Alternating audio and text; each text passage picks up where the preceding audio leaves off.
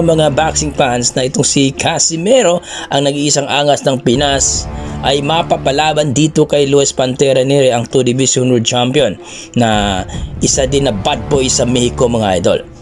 Kung matatandaan natin mga idol na itong si Luis Pantera Nery ay ito yung nag-iisang nagpabagsak kay Naoya Inoue sa kanilang laban nung dinipensahan ni Naoya Inoue ang kanyang titulo sa WBC Super Bantamweight Division. So umaasa mga boxing fans, mga idol, na tutuhanin nga ni Masayuki Ito, ang dating promoter ni Casimero, na maglaban sila sa lona. Well mga idol, alam naman natin na under suspension pa itong si Casimero na lumaban sa Japan, pero umaasa ang ating mga boxing fans na baka sa ibang lugar daw sila maglaban. Maaari daw sa South Korea na maglaban si Nery at ni Casimero. So hindi natin masasabi niyan mga